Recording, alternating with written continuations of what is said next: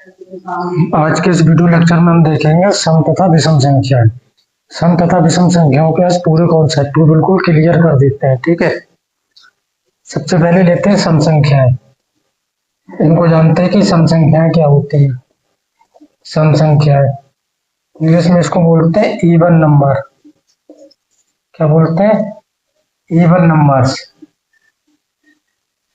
ठीक, क्या होती है सम संख्याएं? वे संख्याएं जो दो से विभाजित हो जाती हैं या फिर वो संख्याएं जो दो के पहाड़े में आती हैं सम संख्याएं कहलाती हैं। जैसे 2, 4, 6, 8, 10, 12 इस तरह से। ठीक है, और जीरो को भी जो है हम सम संख्या में काउंट करेंगे, इसको जीरो को। ठीक, अभी आगे और भी बड़ी संख्याएं होंगी, जैसे 346, 4996, 5,34,864 इस तरह से। तो ये भी सम संख्या है। तो बड़ी संख्या सम संख्या कैसे पता लगेगी? तो तुम्हें सिर्फ ये इतनी संख्या याद कर लो, 0, 2, 4, 6, 8, ये यहाँ तक। जब ये याद हो जाएगा इसके बाद आसानी से कितनी भी बड़ी संख्या हो पता लग जाएगा। करना क्या होगा, सिर्फ लास्ट की संख्या देखनी है। लास्ट में यहाँ कितना, 6, यहाँ 6, यहाँ 4। सपोज करो और भी कोई संख्या लेने हम, मान लो 5, 3, 6, 8, 9, 7, 6, 8, 7, 8। कितनी बड़ी संख्या है, लास्ट की ही संख्या देखनी है। कितना है? 8। तो 0, 2, 4, 6, 8 ये सभी क्या है? सम संख्या। तो ये सभी क्या होंगी? सम संख्या। क्या होंगी? ये सभी सम संख्याएं होंगी।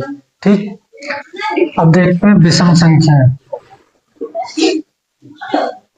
क्या होंगी।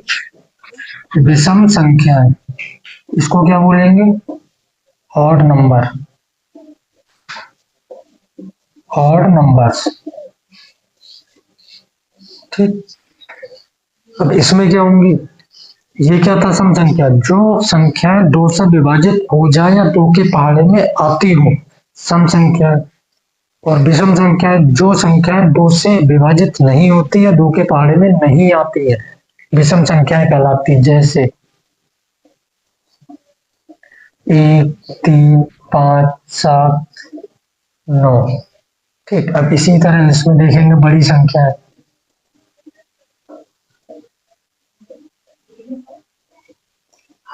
9 सभी संख्या लिखेंगे।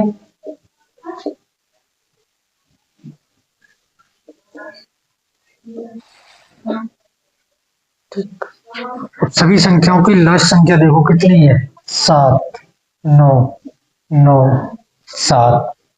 ठीक, तो ये संख्याएं क्या होंगी? सम होंगी या विषम? क्योंकि लास्ट में इनके विषम संख्या आ रही है। विषम संख्या क्या होती है? 1, 3, 5, 7 और 9। तो यह संख्या है, तो ये क्या हो गई? विषम संख्या। अगर ये विषम संख्या है तो फिर ये पूरी ही संख्या क्या हो जाएगी? विषम संख्या। ठीक, इतना क्लियर हो गया। अब हम कुछ संख्याएं लेते हैं, उनको पहचानने की कोशिश करते हैं कि ये संख्याएं सम है या फिर विषम है। कुछ भी ले लेंगे हम, रैंडमली संख्या लिखेंगे अपनी तरफ से और फिर उनको पहचानने का प्रयास करेंगे कि जो है यह किस तरह की संख्या है, सम होंगी या फिर विषम होंगी। ठीक, इसको मैं साफ कर देता हूँ।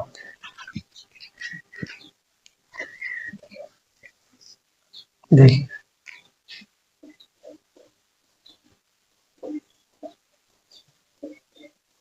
ये कुछ संख्या जो है लिख ले रहे हैं।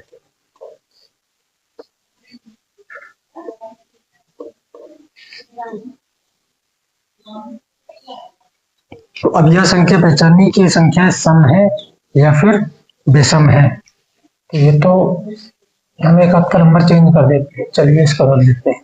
ठीक, अब कैसे पहचानेंगे और करना क्या है? हम इसमें यह करेंगे कि जो सम संख्याएं हैं उस पर गोला बना देंगे, तो सम संख्या एक साइड हो जाएंगी और विषम संख्या है उनको ऐसे ही छोड़ देंगे। तो ये क्या है? 8 ये क्या है? सम संख्या। तो ये पूरी ही संख्या क्या हो जाएगी? सम। इसके लास्ट में कितना है? 9। तो ये कितना हो जाएगा? विषम। इसको ऐसे छोड़ देंगे, इसको बोला नहीं बनाएंगे। इसके लास्ट में कितना है? 8। ये कैसी होगी? सम संख्या। इसमें कितना? 1। ये विषम है। ये कितना हो गया? 6। ये विषम हो गया। 7 ये विषम है। यहाँ 2 ये क्या हो गया? सम। तो मतलब वो संख्याएं जिनके लास्ट में 2 4 6 0 8 ये कुछ आएगा तो वो सम, और जिसके लास्ट में 1 3 5 7 9 आएगा वो विषम। या साधारण सा और अच्छे से याद करना चाहो तो जो 2 के पहाड़े में, 2 का पहाड़ा तो आते ही 2 दूनी 4 दूनी 6 दूनी 8 इस तरह से, तो वो सम हो गई। और जो 2 के पहाड़े में नहीं आएंगी वो विषम हो गई। ठीक, अब ये हो गया। अब एक चीज हम इसमें ये देखेंगे कि अगर हम सम संख्याओं को जोड़े आपस में तो उनका जो आएगी संख्या प्राप्त होके वो सम होगी या विषम होगी। और अगर दोनों विषम संख्या जोड़े तो क्या होगा, या एक सम और एक विषम जोड़े तो क्या होगा। ठीक, ध्यान से समझो। जैसे कि मान लो ये 4 और एक मैंने विषम ले लिया। ठीक, तो ये क्या हो गया? सम और ये विषम। 4 और 1 5, 4 और 1 5, तो ये क्या आया? विषम। ठीक, और अच्छे और चीजें समझनी है, और कोई संख्या ले लो। मान लो 7 ले लिया विषम, या 14, कुछ भी ले सकते हो। तो 7 और 14 को जोड़ेंगे 21, यानी एक विषम थी और एक सम थी, तो ये क्या आया? आंसर विषम।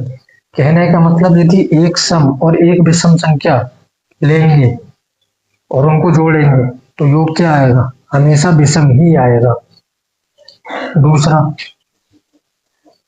मान लो हम दोनों संख्याएं सम ले, मान लो 4 ले लिया, यहाँ 8, जोड़ेंगे कितना आएगा? 14, क्या आया? सम। अब यहाँ 26 38 ये ले लिया, इसको जोड़ेंगे 8 और 6, 14 के 4 हासिल है, 3 और 2 5 और 1 6, तो ये भी क्या आई? सम। अब दोनों विषम ले लेते हैं।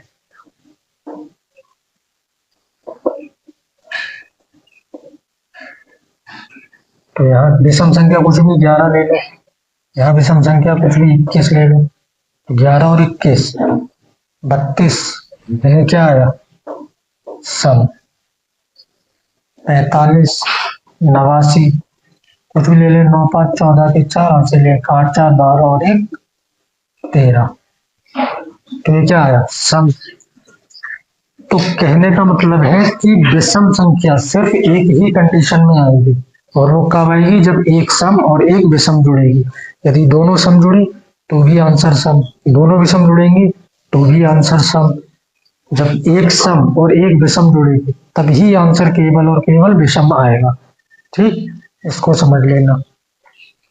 अब जैसे मान लो हम किसी संख्या को, मान लो एक कोई संख्या दे रखी है, मान लो ये है 345 और ये क्या है? विषम। और बनाना क्या है इसको?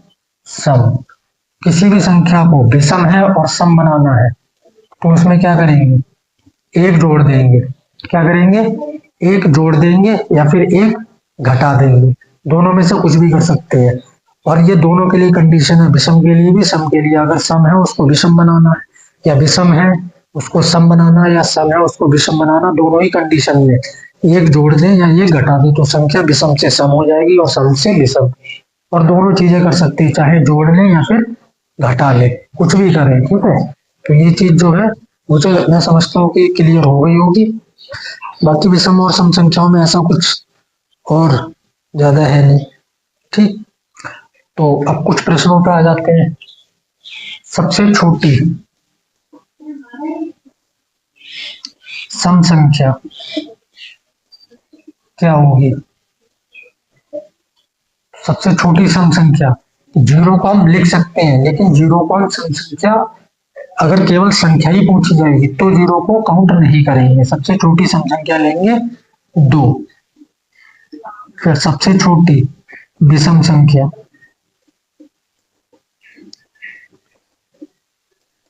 सबसे छोटी विषम संख्या क्या हो जाएगी?